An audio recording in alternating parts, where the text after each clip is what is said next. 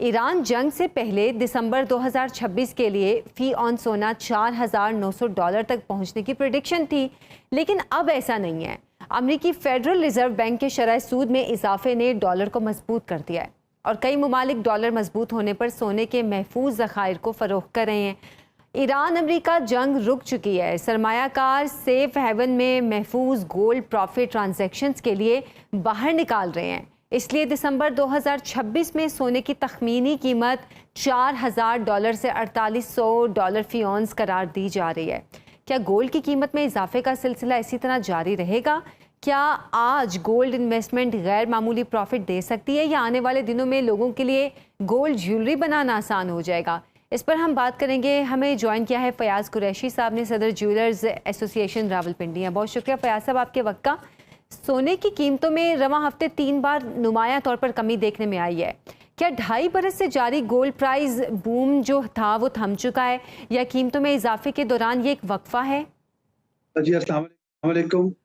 سب سے پہلے جی تو سونو ٹی وی کا شکریہ ادا کرتا ہوں کہ انہوں نے مجھے اس کے اوپینین کے لیے آن بورڈ لیا۔ اچھا، جس طرح ابھی آپ نے بات کی، ڈیفینیٹلی انٹرنیشنلی گلوبلی جب چیزیں چینج ہو رہی ہیں، اس کے ساتھ ساتھ جو ایران اور امریکہ کی جو ٹینشن تھی، جو جنگ تھی، اس کے اوپر بھی ایک مثبت جو قسم کے جو نیوز آئیں، جس کے بعد انٹرنیشنلی گلوبلی جو انویسٹمنٹ تھی، پہلے آپ نے دیکھا تھا کہ گولڈ کے اندر سے جو انویسٹمنٹ تھی وہ چلی گئی تھی آئل کے اندر، پھر آئل سے نکل کے دوبارہ کچھ گولڈ کے اندر، اور پھر اسی طریقے سے یو ایس ڈی ٹی کے اندر دوبارہ انویسٹمنٹ جانا شروع ہو گئی، جس کی وجہ سے جو امریکن جو ڈالر ہے وہ اسٹرانگ ہونا شروع ہو گیا۔ اور جس طرح بھی آپ نے خود بتایا، ایسے ہی ہے کہ شرح سود جو امریکن جو شرح سود کی اس پہ کمی نہ ہونے کی وجہ سے ان کو اسٹیبل رکھا، اور جس کی وجہ سے اس کا امپیکٹ فردر آیا۔ اور ڈفرینٹ کنٹریز جو کہ جنہوں نے گولڈ پہلے بائنگ کی ہوئی تھی اور اپنے جو ریزروز تھے ان کے اندر، جو سینٹرل بینکس نے جو گولڈ بائی کیا ہوتا ہے، ہمیں پچھلے دنوں میں دیکھنے میں آیا کہ وہ انہوں نے گولڈ جو سیل کیا لیکوڈیٹی کے اندر کنورٹ کرنے کے لیے، اسی طریقے سے جو لوگوں نے اس کو پرچیز کیا۔ اب دوبارہ چونکہ جو سینٹرل بینکس وغیرہ یہ سارے کچھ اس میں، کیونکہ ان کی بائنگ کے حوالے سے، کیونکہ اب لوگوں کے پاس جو ریزروز ہیں وہ مارکیٹ کے اندر آنے ہیں، جس کی وجہ سے اب وہ ڈے بائی ڈے یہ مارکیٹ، انٹرنیشنل مارکیٹ ڈراپ بھی ہو رہی ہے، کیونکہ آپ نے دیکھا ہے کہ یہ جو پورا ایک کارٹل ہوتا ہے انٹرنیشنلی، جو ایک دوسرے کے ساتھ جوائنٹ ہوتے ہیں، یہ گروپس ہوتے ہیں، یہ مینپولیٹ کرتے ہیں مارکیٹ کے اندر، اور مارکیٹ کو مینپولیٹ کرنے کے بعد اسی طریقے سے اپ اینڈ ڈاؤن صورتحال ہوتی ہیں۔ آپ نے دیکھا ہے ابھی بھی جو انٹرنیشنلی بھی یہ جو بائنگ جو ہے اس ٹائم پہ بائنگ پوزیشن پہ بن رہی ہے، لیکن تھوڑا بہت اگر ہو سکتا ہے مزید ریٹریسمنٹ کی بھی چانسز ہیں، جو کہ ہم اس کو دیکھ رہے ہیں، ہو سکتا ہے کہ 4,000 یا $4,050 پر اونس کے آنے کے چانسز ہیں۔ عام آدمی، عام پاکستانی کے سمجھنے کے لیے میں آپ سے یہ جاننا چاہوں گی کہ گولڈ میں انویسٹمنٹ کیا ابھی بھی ہم اس کو سیف انویسٹمنٹ کہیں، یا جس طرح فلکچویٹ ہو رہی ہیں قیمتیں ابھی رک جانا چاہیے؟ دیکھیں، میں آپ کو آپ کے توسط سے ایک بات کہنا چاہوں گا کہ جو گولڈ میں انویسٹمنٹس کرتے ہیں خاص طور پہ، وہ تھوڑا سا بڑے محتاط ہو کر ان کو اس لیے چلنا چاہیے، کیونکہ ایک تو جو ان کی سیونگ ہے وہ انویسٹمنٹس کریں، جو ان کی سیونگ ہے وہ گولڈ کے اندر آئے۔ میں اکثر اوقات ایک بات کہتا ہوں کہ بالکل قطن وہ لوگ نہ آئیں کہ جو بالکل جن کی بالکل سمجھ لیں جمع پونجی ہے، اگر وہ اس کو انویسٹ کر لیتے ہیں، اور وہ بھی کیا کرتے ہیں، کئی دفعہ لوگ یکمشت ساری انویسٹمنٹ کر دیتے ہیں اور وہ اس میں آ کے پھر اسٹک ہو جاتے ہیں۔ ہمیشہ جو گولڈ کے اندر یا کموڈیٹیز کے اندر جو بھی لوگ بزنس کرتے ہیں، وہ اس کو لانگ ٹرم، مڈ ٹرم اور شارٹ ٹرم کی بنیاد پہ کرتے ہیں۔ اس کے اوپر میری جو ابھی بھی سجیشن یہ ہے کہ تھوڑا سا سنبھل کے کچھ ٹائم پیریڈ ہے، یہ ہفتہ ایک اس کو دیکھیں، انالیسس کریں، اس کے بعد اس کے اندر فردر جو اس میں ڈیسیجن لیں کہ گولڈ کے اندر بائنگ کرنے کے حوالے سے۔ نو ڈاؤٹ اس میں تو میں آج بھی کہوں گا کہ گولڈ ایک سیونگ کے حوالے سے دیکھا جاتا ہے اور سیف انویسٹمنٹ سمجھی جاتی ہے، کیونکہ انٹرنیشنلی بھی دیکھا جائے تو اگر جو کرنسی ہے، اگر کسی بھی ملک کی کرنسی بیس کرتی ہے گولڈ کے اوپر، تو اس کے ریزروز کے اوپر جتنا ریزروز ہوگا اتنی ہی اس کی کرنسی کے پرنٹ ہوتا ہے ہوگی۔ چونکہ ابھی میٹر یہ ہے کہ میٹر آف کنسرن یہ ہے کہ کیونکہ جو اس ٹائم پہ جو آپ کی یو ایس ڈی ٹی، جو خاص طور پہ امریکن جو ڈالر ہے وہ اسٹرانگ ہو رہا ہے، اور امریکن ڈالر اسٹرانگ ہونے کی وجہ سے پھر دوبارہ امپیکٹ گولڈ کی طرف آ گیا۔ اچھا، جو ابھی بجٹ آیا ہے فیاض صاحب، اس کا گولڈ مارکیٹ پہ کیا اثر پڑا ہے؟ جو ٹیکسز لگ رہے ہیں، کیا اس حوالے سے گولڈ ڈیلر سے بھی حکومت نے مشاورت کی؟ دیکھیں، میں آپ کو اس کے حوالے سے ایک بات کہنا چاہوں گا کہ جو گولڈ میں انویسٹمنٹ کرتے ہیں خاص طور پہ امریکن جو ڈالر ہے وہ اسٹرانگ ہو رہا ہے، اور امریکن ڈالر اسٹرانگ ہونے کی وجہ سے پھر دوبارہ امپیکٹ گولڈ کی طرف آ گیا۔ اچھا، جو ये बड़ा एक इम्पोर्टेंट आपने एक बात की है। मैं यहाँ पे कहना चाहूँगा बदकिस्मती से आपके चैनल की तवज्जो से एक बात भी करना चाहूँगा हुकूमती आला हुकाम से, हत्ता बिलखुसूस प्राइम मिनिस्टर साहब मियाँ शहबाज शरीफ साहब से भी, और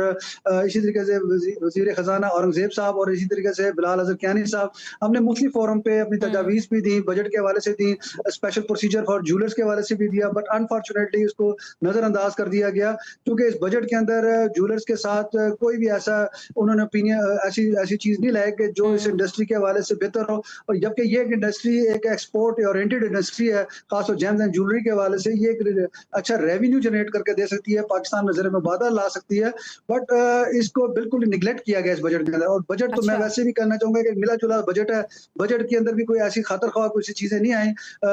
मेरी नज़र के मुताबिक से जो बजट के खदोख्वाल अगर हम देखें, इम्पैक्ट देखें, अगर बिजनेस कम्युनिटी के हिसाब से देखें, तो कोई भी बिजनेस कम्युनिटी के जो भी लोग हैं वो इस बजट से मुतमिन नहीं है। इसमें सिर्फ एक जो चीज़ थी उन्होंने कि फिक्स टैक्स के हवाले से जो छोटे ताजरों को लिए लाए हैं, अब उसमें भी देखें ज्वेलर्स के अंदर भी मुख्तलिफ कैटेगरीज हैं। हमने इनको कहा स्पेशल प्रोसीजर में कहा कि जी इसको चार कैटेगरीज में डिवाइड कर दें, एक मैन्युफैक्चरर कम होलसेलर, जी। एक इसी तरीके से बुलियन, एक रिटेलर, और इसी तरीके से एक जरगर। और उनको हमने प्रपोज भी किया कि आप इनको ये थ्रेशोल्ड दे दें, इतने पॉइंट आपको रेवेन्यू ज्यादा जनरेट होगा इस इंडस्ट्री से। और हत्ता के अनफॉर्चुनेट बदकिस्मती इस इंडस्ट्री की ये है कि हमारा स्टॉक एंड ट्रेड लिक्विडिटी के अंदर है। अब जबकि पूरी किसी भी इंडस्ट्री का जो स्टॉक एंड ट्रेड उसके अपने एसेट्स के अंदर होता है। हमने यहाँ तक भी गवर्नमेंट को कहा कि एक दफा हमें डिक्लेरेशन दें, ऐसे डिक्लेरेशन के हवाले से, क्योंकि आई नो कि आईएमएफ का एक प्रेशर है इनके ऊपर, उसकी वजह से नहीं, लेकिन जबकि हमारा जो गोल्ड ज्वेलरी 1985 से प्रीवियस चले जाएं तो उसको कमोडिटी के अंदर, उसके गोल्ड के अंदर था, उसके बाद उसको लिक्विडेट कर दिया गया, कैश के अंदर ले आए।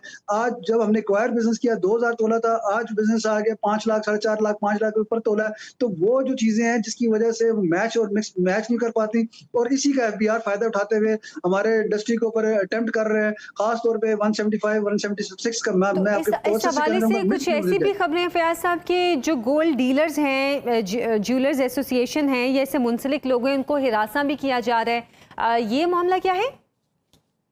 जी, जी, ये वही मैं आपको बता रहा हूँ कि ये वो मैटर है कि 175 और 176 का मिसयूज करके दुकानों पे अटेम्प्ट किया जाता है, जबकि वहाँ पे कस्टमर बैठे हों, लेडीज बैठी होती, बच्चे, क्योंकि हमारा काम ही बिजनेस का लेडीज के साथ है, तो ऐसे अटेम्प्ट करके वहाँ पे एफबीआर वाले आते हैं और एक ऐसे हरासमेंट से क्रिएट कर देते हैं, जिसकी वजह से बिजनेस का क्या करना, वहाँ पे जो लोग कस्टमर क्लाइंट है वो एकदम परेशान हो जाते हैं, जिसकी वजह से अभी रिसेंटली पेशावर में भी स्ट्राइक रही, हड़ताल रही,